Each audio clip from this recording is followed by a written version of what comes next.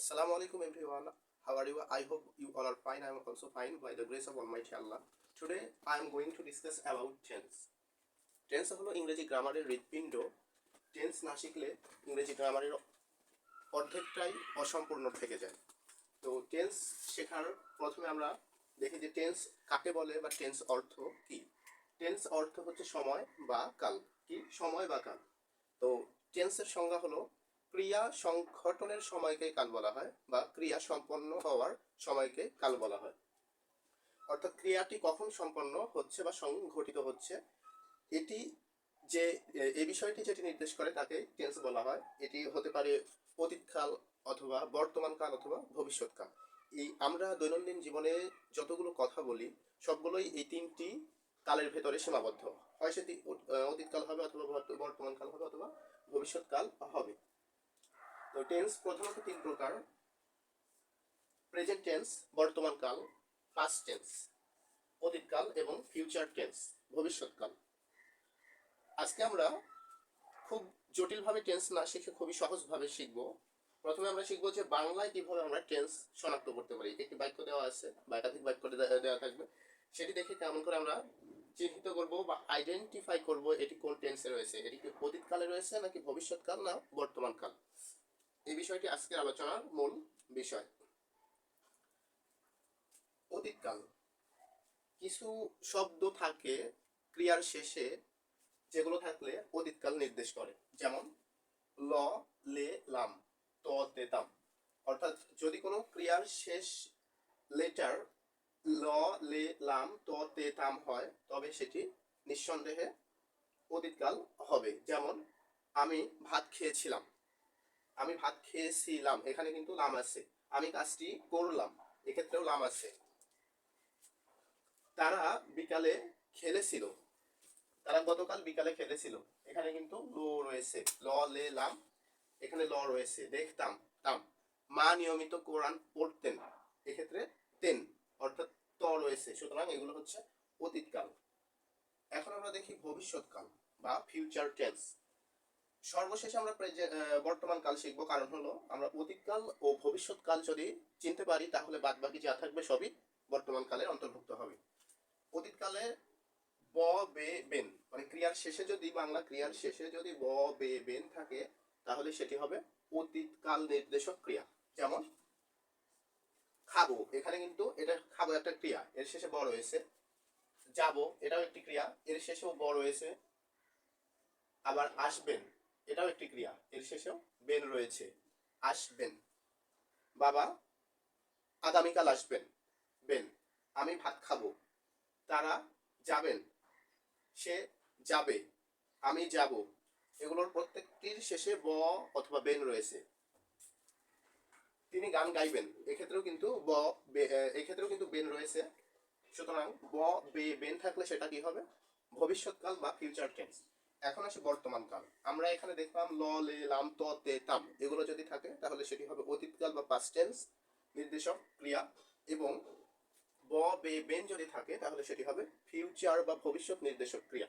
এগুলো বাংলা ক্রিয়ার শেষে থাকবে। এবং ল, লে, লাম, ত, তে, তাম, ব, বে, বেন এই কয়টি শব্দ ছাড়া যা থাকবে সেগুলো হবে বর্তমান নির্দেশক ক্রিয়া। যেমন ল, লে, লাম, ত, তে, তাম, ব, বে, বেন এগুলো না থাকলে সেটি বর্তমান কাল নির্দেশ করবে, অর্থাৎ বর্তমান কাল হবে ওই বাক্যটি। এখন আমরা দেখব প্র্যাকটিক্যালি যে বাংলা বাক্য, এখানে 11টি বাক্য লেখা আছে, এগুলো কোনটি কোন টেন্সে। যেমন রহিম, 1 নম্বর বাক্য, রহিম নিয়মিত বিদ্যালয়ে যায়। এখানে খেয়াল করলে দেখা যাচ্ছে যায় অন্তস্থ আছে সবার শেষে, কিন্তু ল, লে, লাম, ত, তে, তাম নেই, সুতরাং এটা অতীতকাল নয়। আবার ব, বে, বেন এতটুকুও নেই, সুতরাং এটা ভবিষ্যৎকালের নয়। তাহলে কি হবে? ল, লে, লাম, ত, তে, তাম, ব, বে, বেন না থাকলে সেটি হবে বর্তমান কালের অর্থাৎ প্রেজেন্ট টেন্সের। তাহলে এ বাক্যটি বর্তমান কাল নির্দেশ করছে। 2 নম্বর দেখি আমরা যে ছেলেটি মেয়েটিকে ভালোবাসে, এক্ষেত্রেও কিন্তু ল, লে, লাম, ত, তে, তাম, ব, বে, বেন নাই, সুতরাং এটিও বর্তমান কাল বা প্রেজেন্ট টেন্সে রয়েছে। শিশুটি কান্না করছে, এক্ষেত্রেও কিন্তু ল, লে, লাম, ত, তে, তাম, ব, বে, বেন নাই, সুতরাং এটা বর্তমান কাল নির্দেশ করছে। মা নিয়মিত কোরআন পড়তেন, এখানে কিন্তু তেন রয়েছে, মা নিয়মিত কোরআন পড়তেন, এখানে রয়েছে বাংলা ক্রিয়ার শেষে পড়তেন, ত তে তেন এগুলো যদি থাকে বা ল লে লাম এগুলো থাকলে সেটি হবে পাস্ট টেন্সে অথবা অতীতকাল নির্দেশক ক্রিয়া। ক্রিয়ার শেষে ল লে লাম ত তে তেন থাকলে এটা অতীতকাল নির্দেশক ক্রিয়া হবে। আমি বিদ্যালয়ে গিয়েছিলাম, এখানে কিন্তু লাম রয়েছে। এই যে ল লে লাম ত তে তাম এগুলো থাকলে অতীতকাল।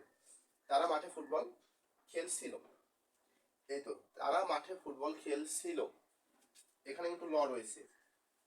খেলছিল অতীতকাল মানে অতীতে কোনো কাজ হচ্ছিল বোঝাচ্ছে, তারা মাঠে ফুটবল খেলছিল। তাহলে এর বর্তমান হবে তারা মাঠে ফুটবল খেলছে, যেটা এখন হচ্ছে তারা মাঠে ফুটবল খেলছে। সুতরাং এটা হলো পাস্ট টেন্সে রয়েছে, এই বাক্যটি পাস্ট টেন্সে রয়েছে। সে বাজারে যাবে, বাজারে যাবে ব রয়েছে, সুতরাং এটা ফিউচার টেন্সে আছে। আমি তোমাকে বিষয়টি বলবো, ব ফিউচার টেন্সে আছে। ববে বেন যদি থাকে। পাখির আকাশে উড়ে, তোমরা এই তিনটি 9, 10 এবং 11 নাম্বার এই তিনটি বাক্য কোনটি কোন টেন্সে আছে সেটা কমেন্ট বক্সে কমেন্ট করে লিখে দাও। যেমন পাখির আকাশে উড়ে, এক্ষেত্রে উড়ে এটা দ্বারা কোন টেন্স নির্দেশ করছে? তারা ফুটবল খেলে, এটা দ্বারা কোন টেন্স নির্দেশ করছে? এবং আমি গত বছর সুন্দরবন গিয়েছিলাম, এটা দ্বারা কোন টেন্স নির্দেশ করছে তা কমেন্ট বক্সে দ্রুত কমেন্ট করে জানাও। এর পরবর্তীতে আমরা আরো একটি জটিল বিষয় দেখব। এখন আমরা আরো কয়েকটি বাক্য দেখব যাতে কনফিউশন আমাদের দূর হয়ে যায়। যেমন তারা বা সে খেলে, সে খেলে, এখানে কিন্তু খেলা থেকে খেলে, খেলাটা হচ্ছে মূল ক্রিয়া এবং সেখান থেকে বিভক্তি যুক্ত হয়েছে খেলে। এটা কিন্তু বর্তমান কালের অবস্থা বা কাজকে বোঝাচ্ছে, সে খেলে। সুতরাং এটা হবে প্রেজেন্ট, অর্থাৎ বর্তমান কাল, প্রেজেন্ট টেন্স। রহিম খেললো, লে আমরা পড়েছিলাম কিন্তু যে ল লে লাম যদি থাকে তাহলে সেটি অতীতকাল বা পাস্ট টেন্স, কিন্তু এখানে কিন্তু লে রয়েছে, আবার এখানে ল রয়েছে। যেমন রহিম খেললো, কিন্তু এই দুইটা যদি ল লে এগুলো দ্বারা বর্তমান কালের কোনো কাজকে বোঝায় তাহলে সেটি বর্তমান কাল নির্দেশ করবে। যদি অতীতকালের কোনো কাজকে বোঝায় যা আগে হয়েছিল তাহলে সেটি অতীতকাল নির্দেশ করবে। যেমন তারা ফুটবল খেলেছিল, খেলেছিল এক্ষেত্রে ল রয়েছে, এবং রহিম বা তারা ফুটবল খেললো এক্ষেত্রেও ল রয়েছে, এবং তারা ফুটবল খেলেছিল যা অতীতে হয়ে গিয়েছিল, সুতরাং ওইটি হলো অতীতকাল। তুমি গান শোনো, মানে দুইটি করে বাক্য লেখা হয়েছে পাশাপাশি যেন তোমরা বুঝতে পারো সহজে। যেমন তুমি গান শোনো এবং তুমি গান শুনলে, এখানে শোনো এটা হচ্ছে বর্তমান কালের, যেমন শোনো, এখানে বিভক্তি রয়েছে ও, যেমন শোনা এবং শোনো। আর তুমি গান শুনলে, এখানে লে রয়েছে, যা আগে ঘটেছে বা ঘটে গেছে সেটি হচ্ছে শুনলে, তুমি গান শুনলে। আবার বাবা অফিস যান, এখানে কিন্তু ল লেলাম ততে তাম কিছু নেই, সুতরাং এটা বর্তমান কাল। বর্তমান কাল জানা খুবই সহজ, ল লেলাম ততে তাম না থাকলে আর কিছু ব্যতিক্রম।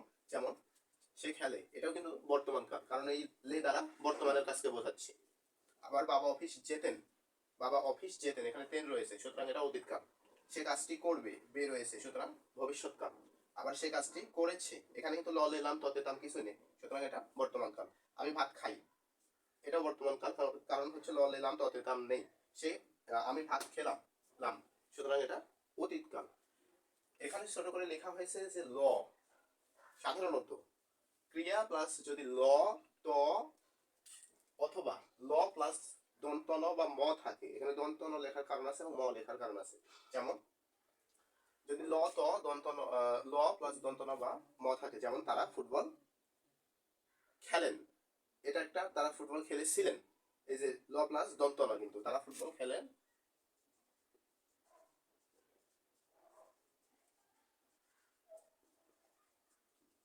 এবং তারা ফুটবল খেলেছিলেন, তারা ফুটবল খেলেছিলেন, এই যে ছিলেন ল চক দন্ত ন, আবার তারা ফুটবল খেলেন ল দন্ত ন। আবার আমরা বিদ্যালয়ে গিয়েছিলাম, এক্ষেত্রেও কিন্তু লাম ল প্লাস দন্ত ন বা ম যদি থাকে, সহজ কথায় ল প্লাস দন্ত ন বা ম যদি বাংলা ক্রিয়ার শেষে থাকে তাহলে সেটি সাধারণত অতীতকাল নির্দেশ করে।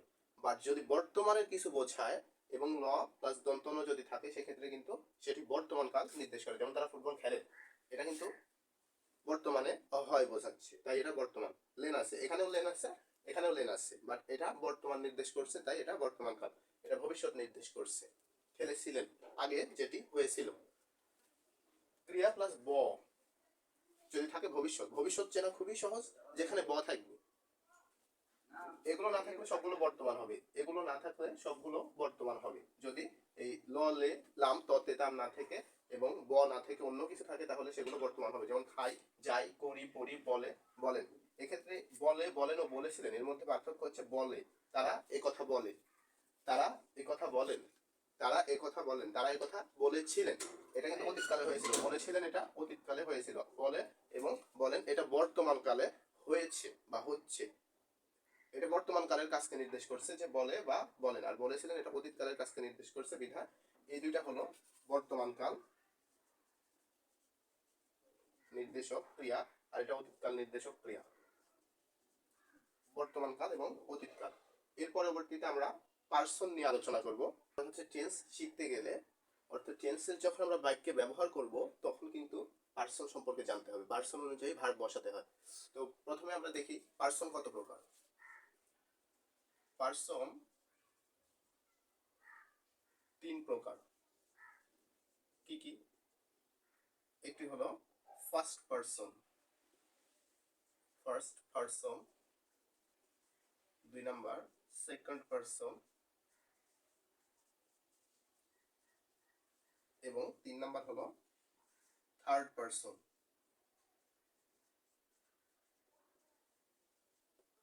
ফার্স্ট পারসন, সেকেন্ড পারসন এবং থার্ড পারসন।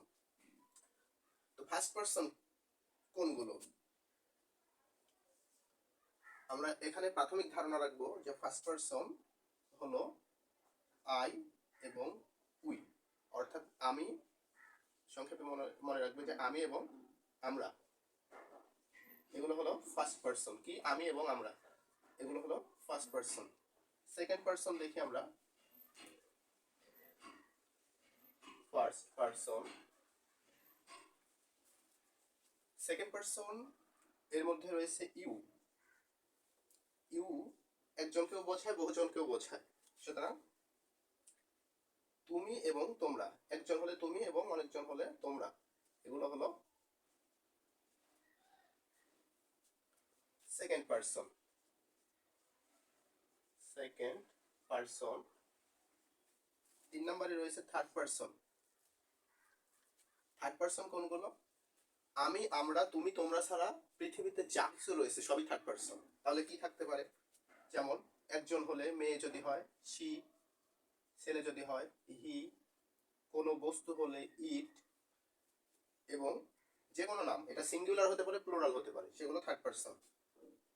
অ্যানি নাম, অ্যানি নেম, এগুলো হলো থার্ড পারসন।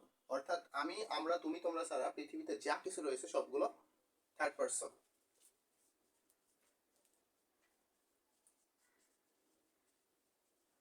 থার্ড পারসন এর মধ্যে কিন্তু আবার সিঙ্গুলার এবং প্লুরাল দুইটা বিষয় আছে। যে আইটা হচ্ছে সিঙ্গুলার, আই দ্বারা একজনকে বোঝায়, আই মানে আমি।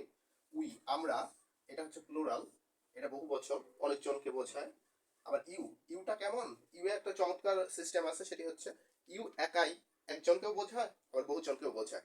ইউ দ্বারা যদি বলা হয় ইউ গো টু স্কুল, এর বাংলা দুইটা হতে পারে, কারণ হচ্ছে ইউ দুইটি পার্সনকে নির্দেশ করে, একটা প্লুরাল আর একটা হচ্ছে সিঙ্গুলার। ইউ হলো তুমি তোমরা, ইউ যেহেতু তুমি তোমরা সেহেতু এটা হতে পারে তুমি স্কুলে যাও, ইউ গো টু স্কুল। কারণ এখানে আমরা জানি না কয়জন, আমরা দেখলাম যে একটা পত্রিকায় বা কোথাও লেখা আছে যে ইউ গো টু স্কুল, তুমি স্কুলে যাও। তাহলে আমরা এর বাংলা দুইটা করতে পারি যে তুমি স্কুলে যাও অথবা তোমরা স্কুলে যাও, কারণ ইউ দ্বারা তো সিঙ্গুলার এবং প্লুরাল দুটিকেই বোঝায়। যদি আমরা স্পেসিফিক্যালি ইন্ডিকেট করি তাহলে কিন্তু এটা তুমি হতে পারে বা তোমরা, সেটা আমরা জানি যারা হচ্ছে ইন্ডিকেট করব। এবং she, he, it, any, name, এই শি এটা সিঙ্গুলার, হি সিঙ্গুলার, ইটটাও সিঙ্গুলার। অ্যানি নেম, এই হি, শি, ইট ব্যতীত যদি সিঙ্গুলার হয় তাহলে একটি নাম হবে করিম অথবা রহিম অথবা যে কোনো দেশের নাম, একটি দেশের নাম বোঝাবে, যেমন বাংলাদেশ, বাংলাদেশ। এবং যদি প্লুরাল বোঝায়, যেমন রহিম অ্যান্ড করিম একসাথে হলে সেটা হচ্ছে প্লুরাল। আবার 10 পেন্স এখানে কিন্তু প্লুরাল, বাট ওয়ান পেন বা আ পেন, একটা কলমকে সিঙ্গুলার বলা হচ্ছে। সুতরাং ই, সি, ইট এগুলো হলো, অথবা অ্যানি সিঙ্গল নেম হলো সিঙ্গুলার, আর করিম, রহিম, করিম অ্যান্ড রহিম অথবা অ্যানি প্লুরাল নেম হলো প্লুরাল। আশা করি বিষয়টা বুঝতে পেরেছো। এর পরবর্তী ক্লাসে আমরা 3 প্রকার টেন্সের বিস্তারিত আলোচনা শিখব এবং আমরা এই বিষয়গুলো অল্প অল্প করে খুঁটিনাটি শিখে নিব। তো সবাই এ ধরনের ক্লাস পেতে চ্যানেলটি সাবস্ক্রাইব করে লাইক অ্যান্ড শেয়ার করে পাশে থাকবে। আল্লাহ হাফেজ, দেখা হচ্ছে আগামী ক্লাসে।